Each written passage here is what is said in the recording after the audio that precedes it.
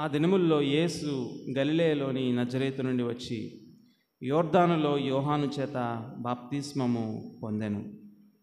వెంటనే ఆయన నీళ్లలో నుండి ఒడ్డునకు వచ్చుచుండగా ఆకాశము చీల్చబడుటయు పరిశుద్ధాత్మ పావురం వలె తన మీదకి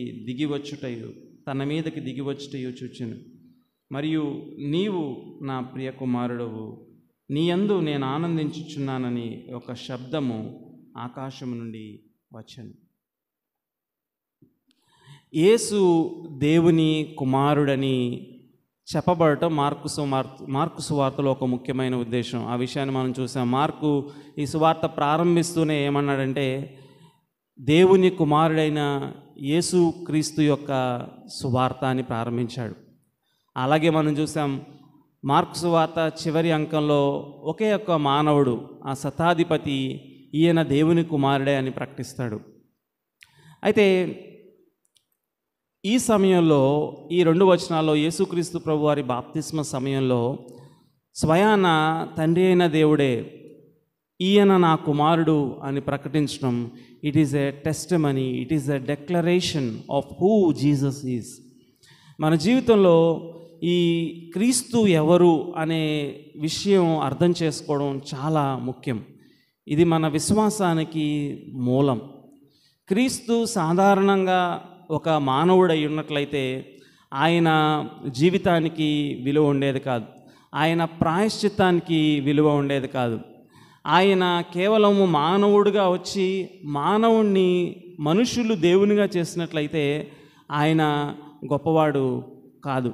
ఈ లోకంలో ఎంతోమంది అలాగూ దేవతలుగా కొలవబడేవారు ఉన్నారు, లేకపోతే దేవుళ్ళు అయిన వారు ఉన్నారు, దేవుళ్ళు చేయబడిన వాళ్ళు ఉన్నారు. కానీ ఈ వాక్య భాగం స్పష్టంగా తెలియజేస్తున్న విషయం ఏంటంటే, లేదు, యేసుక్రీస్తు ప్రభువారు శరీరధారి అయిన సమయంలో అప్పటి నుంచి, లేకపోతే బాప్తిస్మ సమయంలోనో లేకపోతే పునరుద్ధాన సమయంలోనో ఆయన దేవుడిగా అవ్వడం కాదు. He is in fact sun of God.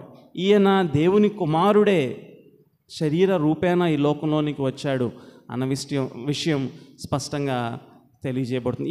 అందుకే మార్కు చాలా స్పష్టంగా తెలియజేయాలనుకున్న విషయం ఏంటంటే, ఈయన దేవుని కుమారుడు కాబట్టే అధికారంతో క్రియలు చేశాడు.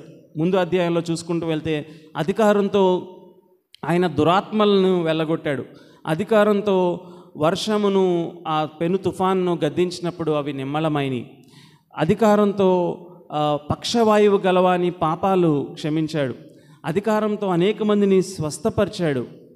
కారణం ఏంటంటే ఈయన మానవుడు మాత్రమే కాదు, ఈయన దేవుడు మానవ రూపేణ వచ్చాడు, మనుషుని స్వరూపము, మనుషుని పోలికలో ఆయన వచ్చాడు అన్న విషయం మనం గమనిస్తూ వెళ్తాం. అయితే అక్కడ జరిగిన విషయం ఏంటంటే, యేసుక్రీస్తు ప్రభువారు బాప్తిస్మం తీసుకోవడానికి, యోహాను బాప్తిస్మం తీసుకోవడానికి అక్కడికి వెళ్ళారు. వేరే సువార్తల్లో అయితే చెప్పబడింది, ప్రభువా నేను నీ యొద్ద బాప్తిస్మం తీసుకోవాలి కానీ నీవు నా యొద్దకు రావడం ఏంటి అని అన్నప్పుడు, ఇప్పటికీ ఇలాగూ కానిమ్ము అని యేసుక్రీస్తు ప్రభువారు చెప్పి బాప్తిస్మము పొందిన తరువాత పరలోకము నుంచి ఒక స్వరము, ద హెవెన్స్ హ్యావ్ టోన్డ్ అపార్ట్. అక్కడ రాయబడిన విషయం ఏంటంటే, పరలోకము లేకపోతే ఆకాశములు చీల్చబడిని, they were pierced. This is a sensation. ఇది ఒక అద్భుతమైన విషయం. అలా అందరూ సామాన్యంగా చూస్తూ ఉన్నారు. పరలోకంలో లేకపోతే ద హెవెన్స్ అంటే ఆకాశములు చీల్చబడినాయి. ఒక గంభీరమైన స్వరం పైనుంచి వచ్చింది. ఇది ఎందుకు ప్రాముఖ్యమైన విషయం అంటే, పాత నిబంధన 400 సంవత్సరాల క్రితమే, అప్పటికంటే 400 సంవత్సరాల క్రితమే సమాప్తం చేయబడింది. దేవుడు తాను మాట్లాడుతున్న ప్రవక్తలు నోళ్ళు ఇంకా వినిపించడం లేదు. దేవుడు నిశ్శబ్దంగా ఉన్నారు. 400 సంవత్సరాలు దేవుని మాటే వినిపించలేదు.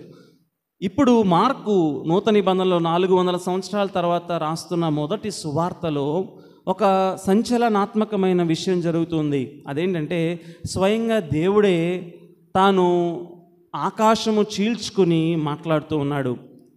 ఆయన మాట్లాడుతున్న గంభీరమైన మాట, ఆ మాటకు వస్తే చీల్చబడుట అనే పదము ఈ యొక్క మార్కు సువార్తలో, లేకపోతే తెరవబడుట, లేకపోతే ఓపెన్డ్ అన్న పదం మార్కు సువార్తలో 2 సార్లే వాడబడింది.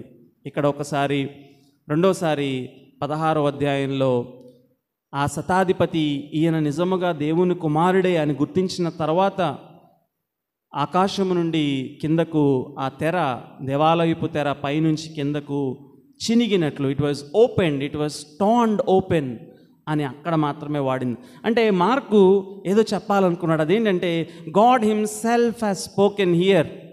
దేవుడు స్వయంగా తానే ఈయన నా ప్రియ కుమారుడు అని ప్రకటిస్తూ ఉన్నాడు. తద్వారా అప్పటి వరకు దాచబడి ఉంచిన ఒక సత్యం బయటికి వచ్చింది. అదేంటంటే అయ్యో దేవుడు ఒక్కడే కదా, వారికి తెలిసిన ద్వితీయోపదేశకాండం 6వ అధ్యాయం 1వ వచనంలో కాగా నీ దేవుడైన యెహోవా ఒక్కడే, the Lord your God is one, Shema అని అంటారు. There is only one God. అయితే ఈయన నా ప్రియ కుమారుడు, he is the son of God అంటే దేవుడు ఒక్కడ కాదా, ఒకలాంటి ఆలోచన మొదలైంది. దేవుడు ఒక్కడ కాదా, ఈయనకి కుమారుడు ఉన్నాడా? అదే సమయంలో మరొక మాట రాయబడింది, అప్పుడు పరిశుద్ధాత్ముడు పావురము వలె in the form of a dove. అంటే పావురాన్ని చూసిన ప్రతిసారి పరిశుద్ధాత్మ అని కాదు, పరిశుద్ధాత్మ he has embodied himself in the form of a Dove.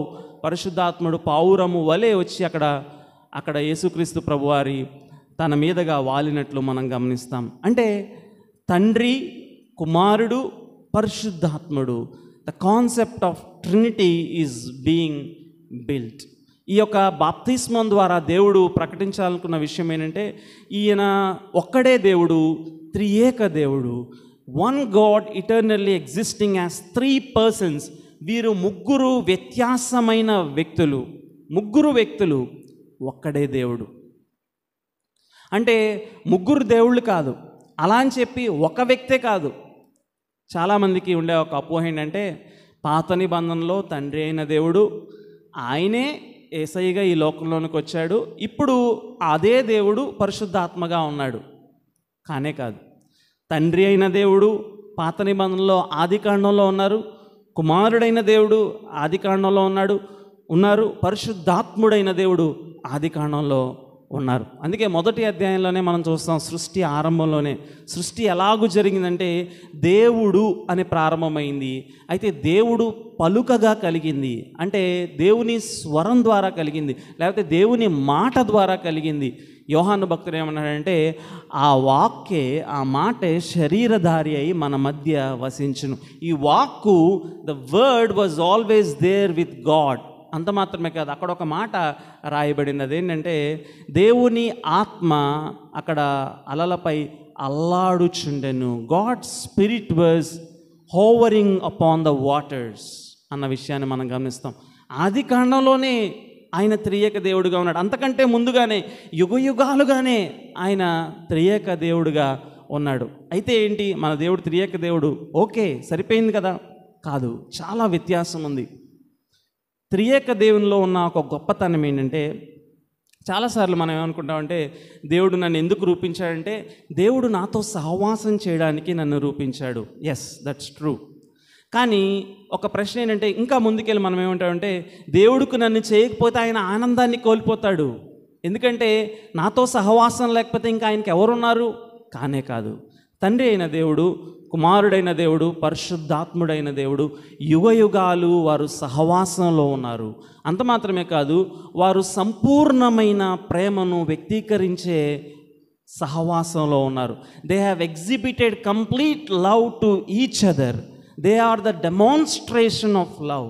తండ్రి అయిన దేవుడు, కుమారుడైన దేవుడు, పరిశుద్ధాత్ముడైన దేవుడు వారు ఎలా ప్రేమలో ఉండేవాళ్ళంటే complete love, complete other centredness. తండ్రి అయిన దేవుడేమో కుమారుడైన దేవుని గురించి ఆలోచించేవాడు, పరిశుద్ధాత్ముడైన దేవుని గురించి ఆలోచించేవారు.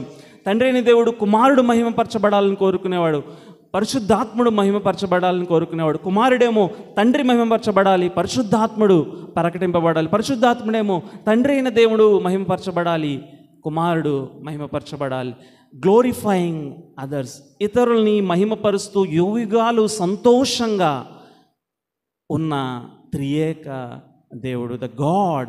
ద మీనింగ్ ఆఫ్ లవ్ ఈ విశ్వాసంలో మానవుడు సృజింపబడినాక రాలేదు. మరి ఏ మతం కూడా ఈ ప్రశ్నకు జవాబు ఇవ్వలేదు. ఒకే దేవుడు, ఒక్క వ్యక్తి అయిన దేవుడు అని ఇస్లాం చెప్తుంది. మరి ఆ దేవుడు మానవుని సృజించకముందు ఆయన ప్రేమ అయి ఉన్నాడు అన్న మాటకు అర్థం చెప్పలేదు. కారణం ఏంటంటే మానవుని సృజించకముందు ఆ దేవుడు ఎవరిని ప్రేమించాడు? ప్రశ్నకు జవాబు లేదు. కానీ మన బైబిల్ చెప్తున్న సత్యం ఏంటంటే దేవుడు మానవుని సృజించకముందే ఆయన త్రియేక దేవుడుగా ఉన్నాడు. For ever he existed together in love relationship. అందుకే God is the centre of God is love. అందుకే ఒక మాట రాయబడింది, దేవుడు ప్రేమ అయి ఉన్నాడు. దేవుడు ప్రేమస్వరూపి మాత్రమే కాదు. ఫుట్ నోట్లో ఏముందంటే యోహాను 1:4 దేవుడు ప్రేమ అయి ఉన్నాడు. God is love. How can God B love if he doesn't have anyone to fellowship? అందుకే త్రియేక దేవునిలో ఎల్లప్పుడూ సహవాసం ఉంది. ఇక్కడ యేసుక్రీస్తు ప్రభు వారి ఈ లోకంలో శరీర రూపి అయి మానవ రూపేణ ఈ లోకంలోనికి వచ్చినప్పుడు తండ్రి అయిన దేవుడు ఇస్తున్న సాక్ష్యం ఏంటంటే ఆకాశములు తెరవబడుటయు అక్కడి నుంచి ఒక స్వరము రావడం గమనిస్తున్నాం. ఈయన నా ప్రియ కుమారుడు, this is my beloved son. ఇంకా వేరే టెస్టిమనీ అవసరం లేదు. యేసుక్రీస్తు ప్రభు వారు ఎవరో అక్కడ ఉన్న వారందరూ విన్నారు. మార్కు ఈ సువార్త రాస్తున్నప్పుడు చరిత్రలో ఆయన ఆ సన్నివేశాన్ని చూసిన వారు సజీవంగా ఉన్నారు. ఒకవేళ మార్కు అబద్ధాన్ని కల్పించి రాసినట్లయితే అక్కడ చూసిన వాళ్ళు అనేవాళ్ళు, మార్కు మేమున్నాం అక్కడ, అలాంటి స్వరం మేమేం వినలేదు, నువ్వు ఎందుకు అభూత కల్పన రాస్తున్నావు? These scriptures can stand the test of validity, historicity, చారిత్రాత్మకతను నిలవగలిగింది ఈ వాక్యం అని ఎందుకు చెప్తున్నానంటే, సువార్తలు కూడా ఎందుకు నిలవబడగలవంటే ఇవి రాయబడినప్పుడు ఇవి ప్రత్యక్షంగా చూసిన వారు సజీవంగా ఉన్నారు. That is a strong testimony. వారందరూ కూడా ఆ మాటలు విన్నారు. ఈయన నా ప్రియ కుమారుడు. కాబట్టి యేసుక్రీస్తు ప్రభువారు సాదాగా ఒక మానవుడు మాత్రమే కాదు, అంతకంటే ముఖ్యంగా ఆయన దైవ మానవుడు. He is a god man. He is forever with God. He is equal with God. ఆయన దేవునితో సమానమైన వాడు. ఇప్పుడు ఈ లోకంలోనికి తను తాను తగ్గించుకొని బాప్తిస్మం ఇచ్చి యోహాను బాప్తిస్మం పొందడానికి అక్కడికి వెళ్ళినప్పుడు ఈయన నా ప్రియ కుమారుడు, ఈయన యందు నేను ఆనందించుచున్నాను. మరెందుకు మానవుని దేవుడు సృజించాడు? ఈ త్రియేక దేవుడు వారి ప్రేమలో నుంచి, సంతోషంలో నుంచి అవుట్ఫ్లో ఉత్పన్నమైనటువంటి సృష్టే మానవుడు. దేవుడు మానవుని, నిన్ను నన్ను చేసింది ఆయన ఏదో పొందుకోవడం కోసం కాదు, ఆయనలో ఉన్న సంతోషం నీకు ఇవ్వాలని చేశాడు. This is a giving love, not a receiving love. దేవుడు మానవుని సృజించింది నీ నుంచి నా నుంచి ఏదో పొందుకోవడానికి కాదు, వారిలో అమితంగా ఎప్పుడు ఎల్లప్పుడూ ఉన్న ఆ ప్రేమ మనలోనికి ఉప్పొంగి మనల్ని కూడా ఉప్పొంగింపజేయడానికి ఆయన సృజించాడు. కాబట్టి if the essence of God is love, దేవుని యొక్క కేంద్రము ప్రేమ అయితే దేవుని చేత రూపింపబడిన మన ఎసెన్స్ ఏంటంటే, మన కేంద్రం ఏంటంటే ప్రేమ. అందుకే వీఆర్ నాట్ జస్ట్ మెషిన్స్. మన మెషిన్స్ కాదు, లేకపోతే మనం యంత్రాలు కాదు. మనం ఎవరు అంటే we are created for a love relationship. దేవునితో ఒక ప్రేమ సంబంధ బాంధవ్యం కలిగి ఉండటానికి దేవుడు మనల్ని రూపించారు. అంత మాత్రమే కాదు, దేవునితో అదే సమయంలో ఆయన మనవలే చేసిన ఇతర మానవులతో ప్రేమతో సంబంధం కలిగి ఉండటానికి ఆయన చేశాడు.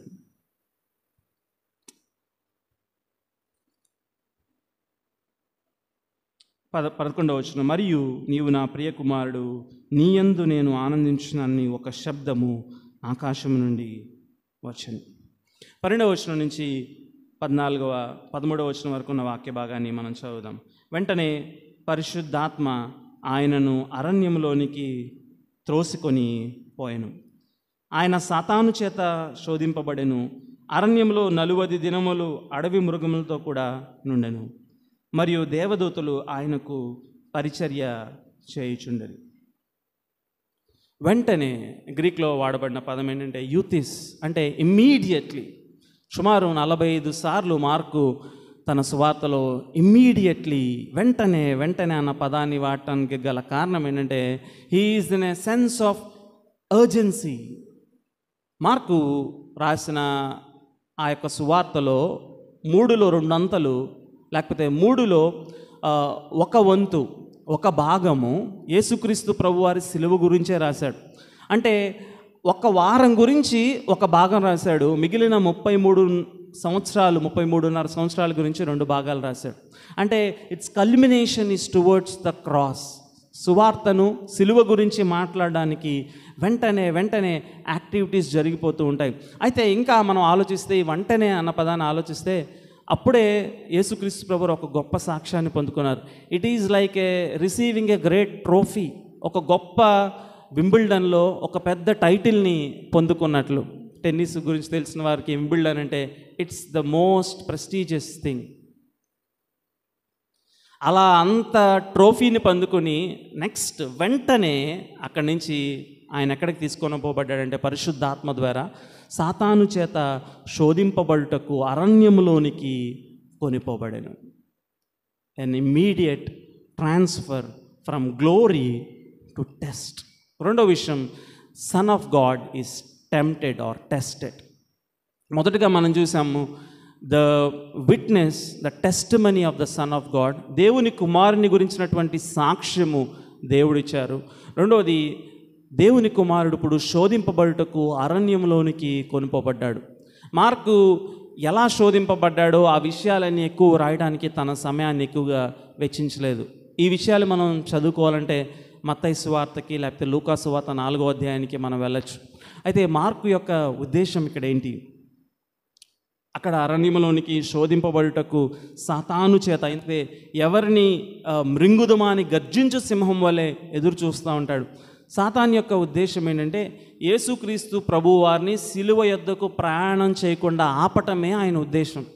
ఎందుకంటే యేసుక్రీస్తు ప్రభువారు సిలువకు వెళ్ళినట్లయితే, ఏ విషయంలో అయితే ఆదాము అవ్వలు దేవునికి అవిధేయత చూపించారో, ఏ మ్రాను విషయంలో, ఏ చెట్టు విషయంలో వారు అవిధేయత చూపించారో, అదే విషయంలో యేసుక్రీస్తు ప్రభువారు విధేయత చూపిస్తే సాతానుకి అది ఓటమినే.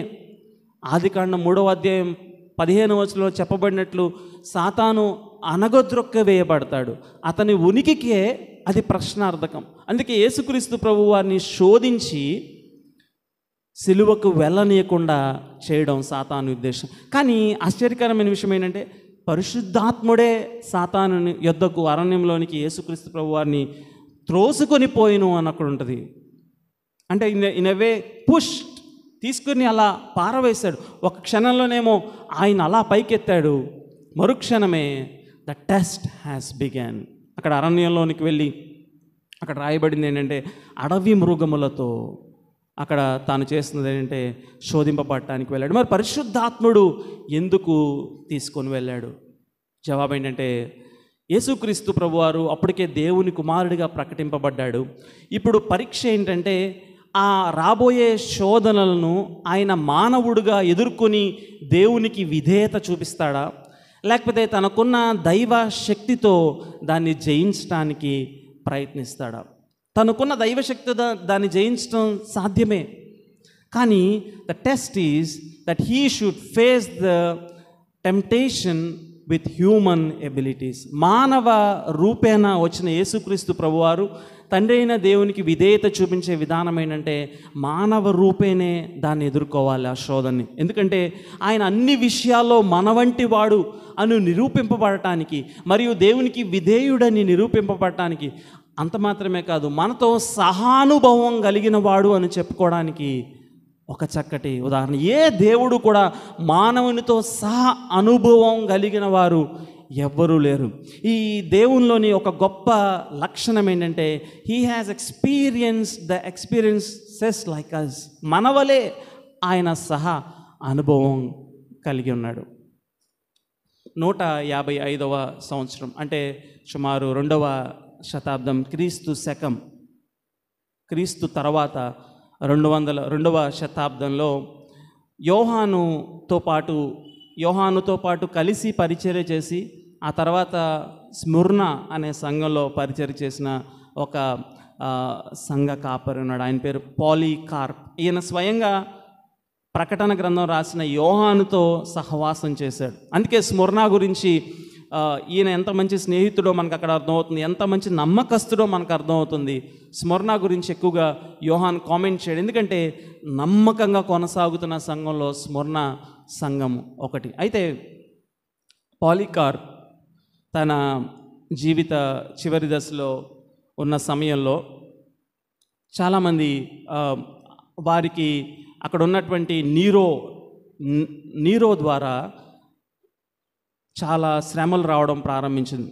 యేసుక్రీస్తు ప్రభువారిని రిజెక్ట్ చేయకపోతే, కైసరుని నీరోని మాత్రమే దేవునిగా అంగీకరించక యేసు కూడా దేవుడు లేకపోతే యేసు క్రీస్తు అని ఎవరైతే అంటారో వారిని తీసుకుని వెళ్ళి అడవి మృగాల మధ్య పడివేస్తూ లేకపోతే అగ్నిలో కాల్చివేస్తూ ఉన్న సమయంలో పాలికార్ప్ వద్దకు వచ్చారు. నువ్వు యేసయ్యని తృణీకరిస్తావా?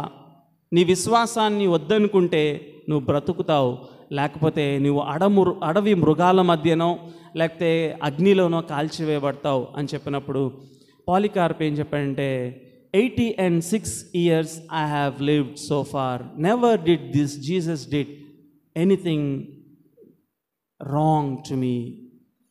86 సంవత్సరాలు నేను బ్రతికాను, ఏ దినం కూడా ఈ దేవుడు నాకు అన్యాయం చేయలేదు. నన్ను కాల్చినా పర్లేదు, అడవి మృగాల మధ్యలో పడవేసినా పర్వాలేదు, నేను ఆయన్ని తృణీకరించను, ఆయన్ని రిజెక్ట్ చేయను అని పాలికార్ప్ చెప్పినప్పుడు ఆయన తీసుకుని వెళ్ళి అగ్నిలో పడివేశారు. ఆయన బూడిదైపోయాడు. ఎందుకు చెప్తున్నానంటే, పాలికార్ప్ని ఏ విధంగా అయితే అడవి మృగాల మధ్యలోనికి తీసుకువెళ్తానని బెదిరించారో, లేకపోతే అనేకమైన ఆదిమ సంఘంలో ఎంతోమందిని అడవి మృగాల్లోకి మధ్యలో పడవేశారో, అదే సమయంలో మార్కు రాస్తూ ఉన్నాడు. వారికి రాస్తూ అంటున్నాడు, ఇక్కడ అడవి మృగముల మధ్యలోనికి యేసుక్రీస్తు ప్రభు వారు త్రోసికొని పోబడిన అని రాయడానికి గల ఉద్దేశం ఏంటంటే, మీరు వెళ్తున్నారు కదా, మీ విశ్వాసానికి ఒక టెస్ట్ జరుగుతుంది కదా. ఈ సమయంలో మార్కు రోమీయులకు రాస్తూ ఉన్నాడు, మీరు విశ్వాస పోరాటంలో నుంచి వెళ్తున్నారు, మీ ప్రాణాలు అప్పగించవలసిన స్థితిలో మీరు ఉన్నారు. మీరు జ్ఞాపకం చేసుకోవాల్సింది ఏంటంటే, మనకంటే ముందుగా మన ప్రభువు అడవి మృగాల మధ్యలో శోధింపబడ్డాడు. He is tested with wild beasts. ఇది మనం జ్ఞాపకం చేసుకోవాల్సిన విషయం ఏంటంటే, మన శ్రమలో మన శోధనలో మనకంటే ముందు మన ప్రభువు ప్రయాణం చేశాడు. యూదులు హిట్లర్ చేత బహు క్రూరంగా హింసింపబడుతున్న సమయంలో ఆష్విచ్ కాన్సన్ట్రేషన్ క్యాంప్స్లో చాలామందికి వచ్చిన ప్రశ్న ఏంటంటే, ఇంత క్రూరంగా ఒక వ్యక్తి రాచరికంగా మమ్మల్ని అణిచివేస్తూ చంపేస్తున్న సమయంలో దేవుడెక్కడ? Where is God? There is no answer for that suffering except in the cross. యేసుక్రీస్తు ప్రభువారి సిలువకు వెలుపల వారి సఫరింగ్కి వారి ధర్మశాస్త్రం జవాబు ఇవ్వలేదు, వారి యూదా మతం జవాబు ఇవ్వలేదు. కానీ వారికంటే ముందుగా పాపమెరుగని ఆయన వారి నిమిత్తమై మన నిమిత్తమై పాపమై సిలువను మోస్తూ ముండ్ల కిరీటాన్ని తలకు పెట్టుకున్న యేసుక్రీస్తు ప్రభువు వారు మాత్రమే ఆ సఫరింగ్కి ఆన్సర్ ఇవ్వగలరు. అదేంటంటే, నేను ప్రయాణం చేశాను, ఈ దినం నేను తండ్రి కుడి చేతి వైపున కూర్చుని ఉన్నాను, నాతో పాటు నా యందలి విశ్వాసం ఉంచి ప్రయాణం చేయండి, ఒక దినం మీకు కూడా నిత్య జీవనంలో యుగయుగాలు సంతోషం మీకు వస్తుంది. యుదకాల సమయంలో మనతో సహానుభావం కలిగిన దేవుడు, అన్ని విషయాల్లో మనలను అర్థం చేసుకోగలిగిన దేవుడు. నేను పడే శోధన, నేను పడే శ్రమ దేవునికి ఏం తెలుసండి? నా వేదన దేవునికి ఏం తెలుసండి? నా అనారోగ్యం దేవునికి ఏం తెలుసండి? ఆయన భరించాడు. ఆయన ఆకలిగా ఉన్నాడు, ఆయన దాహం కొన్నాడు, ఆయన అనేకసార్లు రాళ్లతో అవసరమైతే కొట్టబడ్డాడేమో, లేకపోతే త్రోసివేయబడ్డాడు దేవాలయపు శిఖరాగ్రం నుంచి. అన్ని శోధనలు ఆయన మన వల్లే అనుభవించాడు. కానీ అక్కడ మార్కు ఒక విషయాన్ని జ్ఞాపకం చేస్తున్నాడు, అదేంటంటే, దేవదూతలు ఆయనకు పరిచారము చేయుచుండిరి మరియు దేవదూతలు ఆయనకి పరిచర్య చేయుచుండిరి. ఈ 40 దినాలు కూడా ఈ శోధన సమయంలో దేవదూతలు, there is one side test, temptation, other side the help. మనం జ్ఞాపకం చేసుకోవాల్సింది, మార్కు రాస్తున్నాడు, ఓ రోమా ప్రజలారా, రోమా విశ్వాసులారా, మీరు శ్రమలో ఉన్నారా, శోధనలో ఉన్నారా? యేసుక్రీస్తు ప్రభువారు కూడా శ్రమలో వెళ్ళారు, ఆయనకు దేవదూతలు పరిచయం చేస్తూ వెళ్ళారు. మనకు కూడా అదే సహాయం దొరుకుతుంది. అన్ని సమయంలో ఆయన కృపాసనం యొద్ద చేరి ఆయన అడిగే అవకాశం ఉంది. ఆయన దేవదూతలు మనకు సహాయంగా ఉన్నారు. మనం ఈ విశ్వాస పోరాటంలో ముందుకి వెళ్దాం. 14వ వచనము, యోహాను చెరపట్టబడిన తరువాత యేసు, కాలము సంపూర్ణమై ఉన్నది, దేవుని రాజ్యము సమీపించి ఉన్నది, మారు మనసు పొంది సువార్త నమ్ముడని చెప్పుచు దేవుని సువార్త ప్రకటించు గలిలయకు వచ్చును. మూడో విషయము, now the son of God preaching ministry. దేవుని కుమారుని యొక్క వాక్య ప్రకటన, సువార్త ప్రకటన. చాలా ఆశ్చర్యం కలిగించే విషయం ఏంటంటే, ఎవరైనా ఆ వరల్డ్లో లేకపోతే ఆ ప్రాంతంలో ఒక సిగ్నిఫికెంట్ పాయింట్ చెప్పాలంటే యెరూషలేంలో వెళ్ళి అక్కడ వారి ఫిలాసఫీని ప్రకటించేవారు. ఏదైనా ఒకవేళ ఏమైనా మనం చేయాలంటే మన రాష్ట్రానికైతే విజయవాడో లేకపోతే హైదరాబాదో లేకపోతే ఢిల్లీయో, అక్కడ జరిగేవి మీడియా అటెన్షన్ వస్తుంది, అందరూ గమనిస్తారు, ఆ వార్త వెంటనే స్ప్రెడ్ అవుతుంది. కానీ యేసుక్రీస్తు ప్రభువారు తన పరిచర్యని ఎక్కడ ప్రారంభించారంటే గలిలయలో ప్రారంభించారు. ఇది ఒక చిన్న ప్రాంతం. అందుకే నతనీయేలు ఒక మంచి ప్రశ్న అడుగుతాడు, నజరేతు నుంచి ఏదైనా మంచి వస్తుందా అంటే, అందరికి ఉన్న ఇంప్రెషన్ ఏంటంటే గలిలయ ప్రాంతము, నజరేతు ప్రాంతము ఇదంతా చాలా పలచబడిన ప్రాంతము, ఎందుకు పనికిరాని మెట్ట ప్రాంతము. యేసుక్రీస్తు ప్రభువారు తన పరిచర్యను అక్కడ ప్రారంభించారు. అయితే అక్కడ రాయబడి ఉంది, యోహాను చెరపట్టబడిన తరువాత యేసుక్రీస్తు ప్రభువారు సువార్త ప్రకటించడం ప్రారంభించారు. లేకపోతే ఆయనతో కొద్ది కాలం సహవాసం కలిగి ఉన్నారు, ఆ తర్వాత ఆయన చెరపట్టబడిన తరువాత సువార్త ప్రకటించడం ప్రారంభించాడు. ఇక్కడ మార్కు ఏదో చెప్పాలనుకుంటున్నాడు అనుకుంటాను. ఒక వ్యక్తి బందీ అయిపోయిన సమయంలో దేవుని యొక్క రాజ్య వ్యాప్తి ఆగిపోదు, దేవుని యొక్క సువార్త వ్యాప్తి ఆగిపోదు. ఆ మాటకు వస్తే, ఎప్పుడైతే శ్రమ పెరుగుతుందో సువార్త వ్యాప్తి అంతగా పెరుగుతుంది. ఎప్పుడైతే విశ్వాసులకి శ్రమ వస్తుందో అంతగా విస్తరించారు.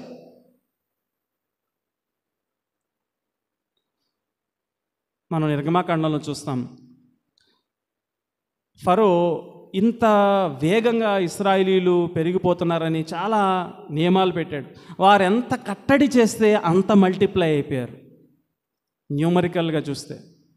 లేకపోతే ఆదిమ సంఘంలో చూస్తే అపోస్తల కార్యములు 7-8 అధ్యాయంలో శ్రమ వచ్చిన కొలది వారు విస్తరించుచు, వాక్యమందు ఫలించుచు, ప్రార్థించుచు, సువార్త ప్రకటన చేయుచు, సహవాసం కలిగి ఉండుచు, రొట్టె విరుచు మరింతగా విస్తరించారు.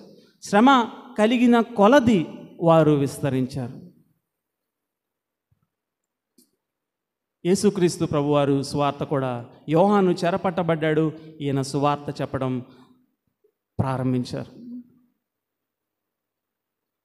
అయితే కాలము సంపూర్ణమై ఉన్నది, దేవుని రాజ్యము సమీపించున్నది, మారు మనసు పొంది సువార్తను నమ్ముడి. His message is very clear and very simple. మారు మనసు పొందండి, సువార్తను నమ్మండి. దేవుని రాజ్యము సమీపించి ఉన్నది.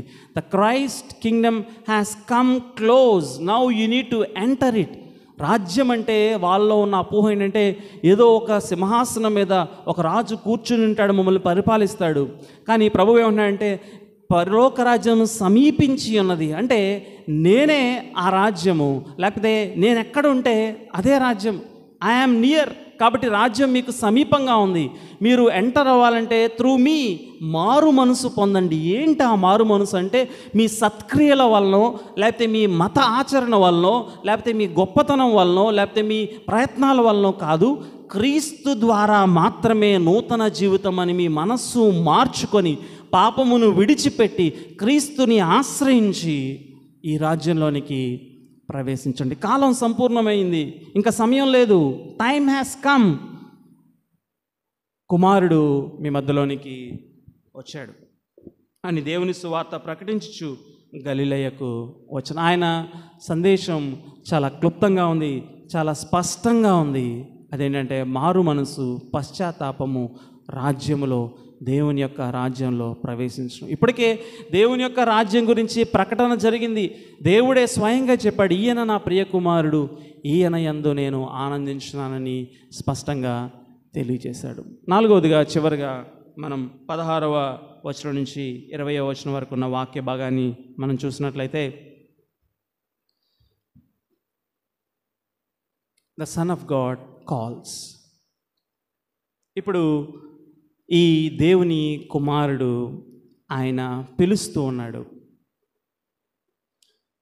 ఆయన గలిలయ సముద్ర తీరమున వెళ్ళుచుండగా సీమోను సహోదరుడగు ఆంద్రేయయు సముద్రములో వలవేయుట చూచెను. వారు జాలరులు. యేసు, నా వెంబడి రండి, నేను మిమ్మల్ని మనుష్యులను పట్టు జాలరులుగా చేసేదనని వారితో చెప్పాను. వెంటనే వారు తమ వలలు విడిచి ఆయన్ను వెంబడించిరి. ఆయన ఇంక కొంత దూరం వెళ్ళి జెబెదయి కుమారుడగు యాకోబును అతని సహోదరుడగు యోహానును చూచెను. వారు దోణిలో ఉండి తమ వలలు బాగు చేసుకొని చుండిరి. వెంటనే ఆయన వారిని పిలువగా వారు తమ తండ్రి అయిన జెబెదయిని దోణిలో జీతగాండ్ర యొద్ద విడిచిపెట్టి ఆయనను వెంబడించిరి. చివరిగా, the sun of God is now calling a call of disciple. ఆయన కోసం కొద్దిమందిని శిష్యులుగా పిలుచుకుంటూ ఉన్నాడు.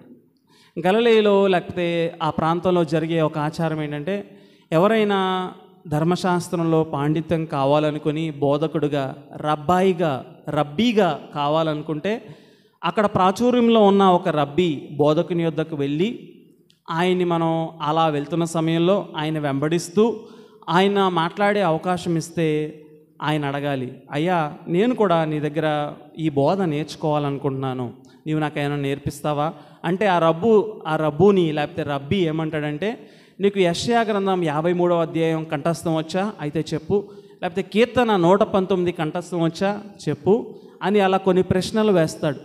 ఆ ప్రశ్నలన్నీ నువ్వు పాస్ అయితే, ఆయనకి ఇష్టమైతే ఇప్పుడు నా వెంబడి రా అని చెప్తాడు.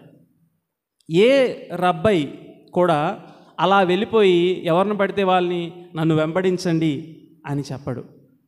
కానీ వ్యత్యాసంగా యేసుక్రీస్తు ప్రభువారు గలిలయ అనే మారుమూల ప్రాంతంలో, చదువుకొని పామరులుండే ప్రాంతంలో అక్కడున్న కొద్దిమంది జాలరులు యొద్దకు వెళ్ళి, అయితే వీరు సామాన్యమైన వారు కాదు.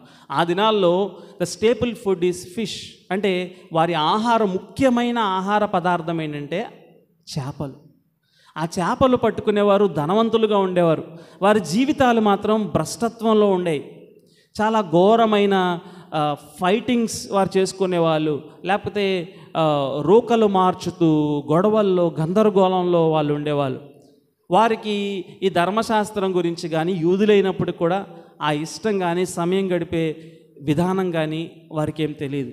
అటువంటి వారి దగ్గరికి వెళ్ళి యేసుక్రీస్తు ప్రభువారు ఏమన్నారంటే, సీమోను పేతురు, ఆంద్రేయ వారిని చూచి నన్ను వెంబడించండి, ఫాలో మీ. అందుకే నేను జ్ఞాపకం చేస్తూ వచ్చాను, మార్కు ఈ సువార్తను రాస్తూ ఒక ప్రాముఖ్యమైన విషయాన్ని తెలియజేస్తున్నాడు. అదేంటంటే నన్ను వెంబడించండి, ఫాలో మీ. యేసుక్రీస్తు ప్రభువారిని వెంబడించటం, ఈ ప్రయాణం గలిలయలో ప్రారంభమై యెరూషలేము వద్ద కొనసాగుతుంది. ఈ ప్రయాణంలో మనందరం భాగం అవ్వాలంటే అక్కడ యేసుక్రీస్తు ప్రభువారు కలుసుకున్న వ్యక్తులతో జరిగిన విషయాలను మనం గమనిస్తూ మన జీవితానికి అన్వయించుకుంటూ ముందుకు వెళ్ళటమే. ఇక్కడ ఆంద్రేయను పేతురుని చూసి, వారు వలలలో నైపుణ్యం కలిగిన వారు, జాలరులు. ఆ వలలు ఎంత పెద్దగా ఉంటాయంటే ఇలా వేస్తే ఆ చుట్టుపక్కల అంతా కూడా ఒక సర్క్యులర్ నెట్, పెద్ద నెట్ అన్నమాట. వారు ఒంటి చేత్తో ఆ వలలు వేయగలరు. అవి పెద్ద వలలు. అంత మాత్రమే కాదు, ఆ వల వేసిన తర్వాత దూకి కిందకు వెళ్ళి ఆ వలని క్లోజ్ చేసుకొని ఆ చేపలన్నీ తేగల సామర్థ్యం. వీరు చాలా గొప్ప సామర్థ్యం కలిగిన వారు. అయితే యేసుక్రీస్తు ప్రభువారు అన్నారు, మీరు నన్ను వెంబడించండి, నేను మిమ్మల్ని మనుషులను పట్టు జాలరులుగా చేస్తాను. I will make you fishers of men. అక్కడ వెంటనే వారు తమ వలలు విడిచి ఆయన వెంబడించసాగారు. దేవుని పరిశుద్ధాత్మ కార్యం జరగకపోతే వారి వలలు, వారి జీవితం ఈ ఉదయకాలం నేను మా అందరం చర్చ్కి వచ్చాం, చర్చ్ హాల్కి వచ్చాం. అయితే నేను ఆ బైబిల్ మర్చిపోయాను, మళ్ళీ తిరిగి వెళ్ళాల్సి వచ్చింది. ఎందుకంటే ఒకవేళ బైబిల్ లేకపోతే నేను ఇక్కడికి వచ్చి ఏం చెప్పలేను. అంటే వేరొక బైబిల్ బారో చేసుకోవచ్చు, కానీ నేను సిద్ధపడిన గ్రంథం, నా గ్రంథం, నాకున్న పర్సనల్ అక్వైంటెన్స్, అలవాటు,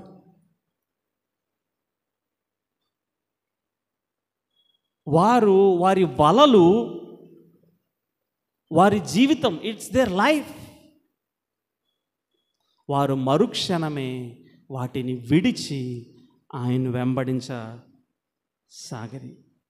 అక్కడ రాయబడి ఉంది కదా, 18వ వచనం, వెంటనే వారు తమ వలలు విడిచి ఆయనను వెంబడించారు.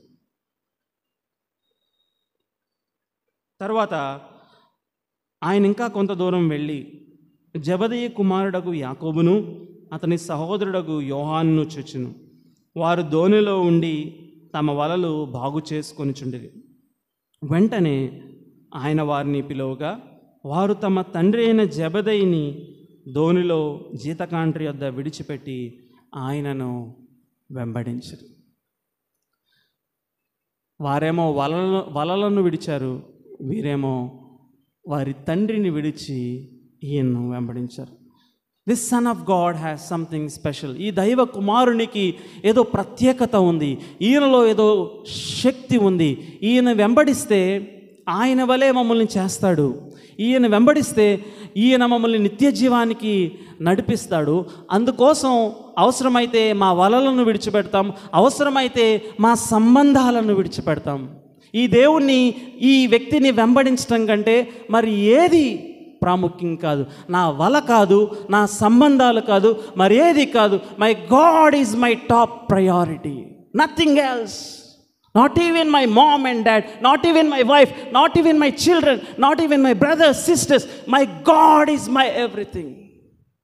Unless you come to that point, ఆ స్థితికి వస్తేనే దేవుని నువ్వు నిజంగా వెంబడిస్తున్నాడు. దాని అర్థం వీళ్ళందరినీ వదిలేయి, వీళ్ళందరినీ ఇంకా నువ్వు పరిత్యగించుకొని వెళ్ళమని కాదు. యేసుక్రీస్తు ప్రభువారే అన్నారు, నీ తండ్రిని సన్మానించు, నీ తల్లిని సన్మానించు, నీ కుటుంబాన్ని కలిసి తీసుకుని వెళ్ళు, వారిని ప్రేమించు, నువ్వు పని చేయి. పౌలు చెప్పాడు, పని చేయి. The question is priority. ప్రాధాన్యత ఏంటి? నీ జీవితానికి ప్రాధాన్యత ఏంటి? నీ ఉద్యోగమే నీ ప్రాధాన్యత, నీ డబ్బే నీ ప్రాధాన్యత, నీ కుటుంబమే నీ ప్రాధాన్యత, నీ బిడ్డలే నీ ప్రాధాన్యత, నీ తల్లిదండ్రులే నీ ప్రాధాన్యత, లేకపోతే నీ దేవుడు నీ ప్రాధాన్యత? ప్రశ్న, ప్రాధాన్యత ఏంటి నీ జీవితంలో? అన్లెస్ మనం ఆ స్థితికి, నా దేవుడు తర్వాతే నాకు ఏదైనా, నా దేవుని ఇందాక మనం అనుకున్నట్లు ఈ త్రియేక దేవుడు ఎల్లప్పుడూ యుగయుగాలు సహవాసంతో ఉండే ఆ దేవాతి దేవుడు తను తాను రిక్తులుగా చేసుకుని ఈ లోకంలోనికి తాను అమితంగా ప్రేమించే ఈయన నా ప్రియ కుమారుడు, కానీ ఈయన మీకోసం నేను పంపిస్తాను. He has given his everything and he is asking your everything. ఆయన సమస్తాన్ని ఇచ్చిన ఆ దేవుడు తిరిగి నీ దగ్గర నుంచి ఏం కోరుకున్నాడంటే, హీ వాంట్స్ యూ కంప్లీట్లీ, సమస్తం. ఆయన కుమారుడిని ఇచ్చాడంటే ఆయన ఇంకా కుమారునితో సంబంధం కట్ చేసుకోవాలా? ఆయన ఇచ్చాడు, వారి యుగయుగాలు ఎప్పుడూ సహవాసంలో ఉంటారు, కానీ ఆ ఎడబాటుని అనుభవించేంతగా ఇచ్చాడు. నువ్వు ఆయనకి తిరిగి ఇవ్వడం అంటే ఏంటంటే, నా దేవుని కోసం అవసరమైతే నేను వీటిని పక్కన పెడతాను.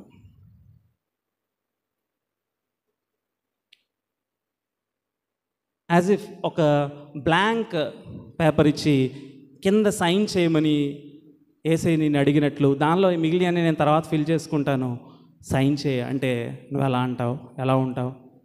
లేకపోతే ఎప్పుడు నేను జ్ఞాపకం చేసే ఒక ఉదాహరణ, ఒక వ్యక్తి మిడిల్ ఈస్టర్న్ కంట్రీస్లో నేను ఎప్పుడు జ్ఞాపకం చేస్తూ ఉంటాను, ఒక ప్రశస్తమైన వజ్రాన్ని కనుగొన్నాడు. ఆ వజ్రం చాలా ప్రశస్తంగా అనిపించింది. అక్కడ ఉన్న వాటిని అన్నిటి మీద మనసు పాడేసుకోలేదు, కానీ ఈ వజ్రం చాలా బాగుంది, ఇది నాకు కావాలి అని అనుకున్నాడు ఆ వర్తకుడు, లేకపోతే ఆ బిజినెస్ మ్యాన్. వెళ్ళాడు, ఆ షాప్ కీపర్ని అడుగుతూ ఉన్నాడు, ఈ వజ్రం విలువ ఎంత? ఆ షాప్ కీపర్ అన్నాడు, లేకపోతే అమ్మే వ్యక్తి అన్నాడు, నీ దగ్గర ఎంత ఉంది అని అన్నాడు. అదేంటయ్యా, దీని వెల ఎంతో చెప్పమంటే నీ దగ్గర ఎంత ఉంది అని అడుగుతావేంటి?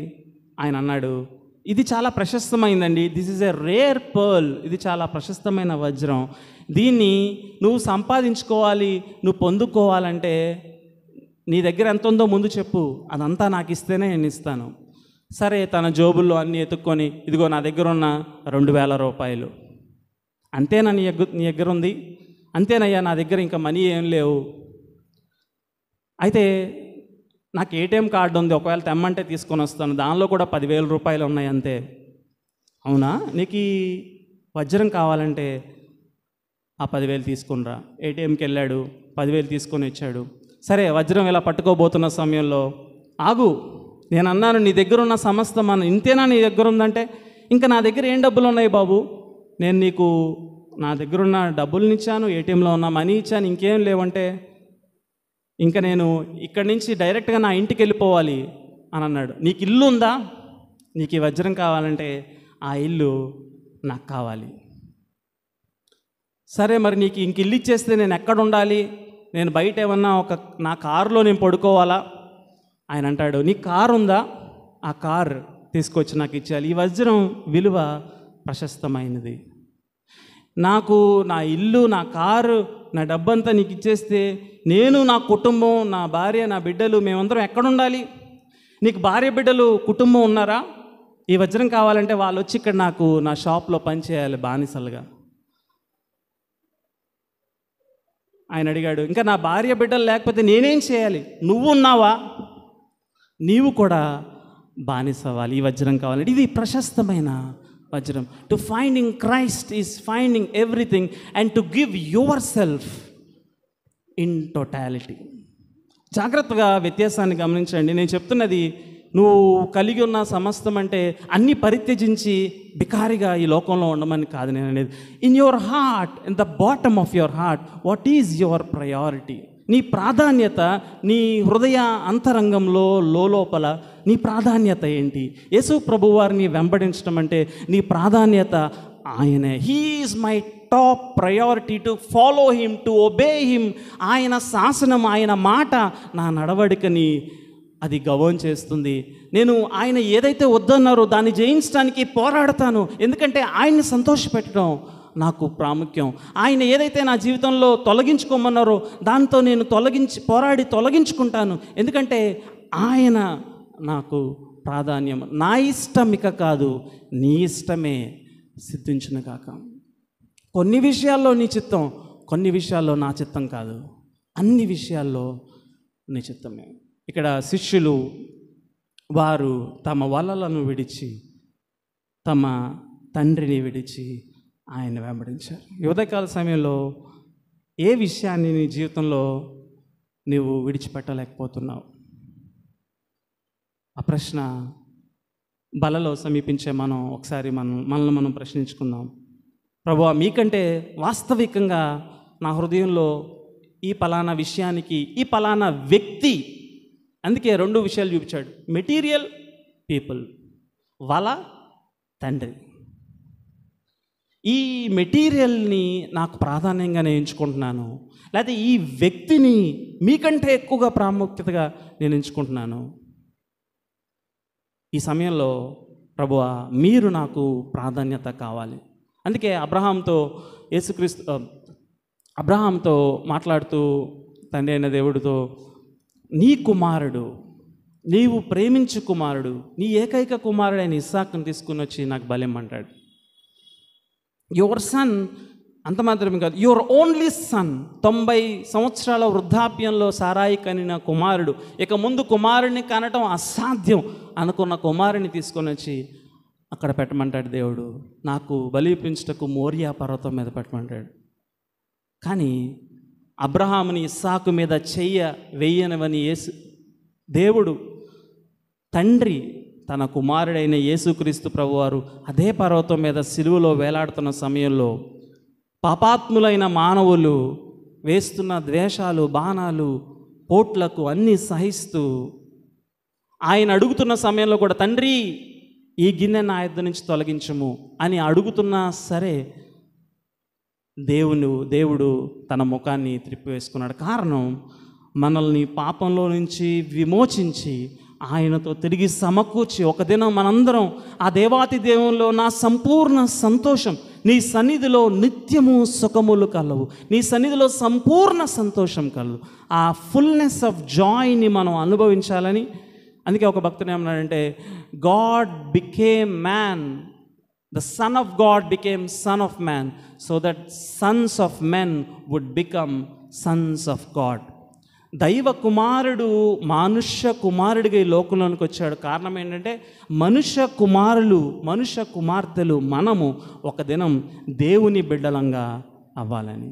ఆయన బలకు సమీపిస్తున్న మనం ఒక్క విషయాన్ని జ్ఞాపకం చేసుకుందాం. మన జీవితంలో ఏది విడిచిపెట్టడానికి మనం అయిష్టంగా ఉన్నాం, ఏది దేవుని కంటే తెలియకనే ప్రాముఖ్యత మన జీవితాల్లో ఇస్తున్నామో దాన్ని విడిచిపెట్టి ఆయన బలలో మనం చేవేద్దాం. ఒకవేళ ఇంకా ప్రభు రక్షణ భాగ్యాన్ని పొందుకోక ఆలస్యం చేస్తూ నాకు ఫలానా జరిగితే ఆ తర్వాత నేను ప్రభువుని అంగీకరిస్తాను అనుకుంటే, ఎంత సమస్తాన్ని ఇచ్చిన దేవుణ్ణి నిర్లక్ష్యం చేసి నువ్వేం పొందుకుంటావు నీ జీవితంలో? ఇదే రక్షణ దినం, ఇదే అనుకూల సమయం. ఆయన సిలువను ఆశ్రయించు. నువ్వు చేయాల్సింది ఒకటే, ప్రభువా నేను పాపిని, నా పాపాన్ని విడిచిపెట్టి మిమ్మల్ని వెంబడిస్తాను, మీరు నాకు కావాలి.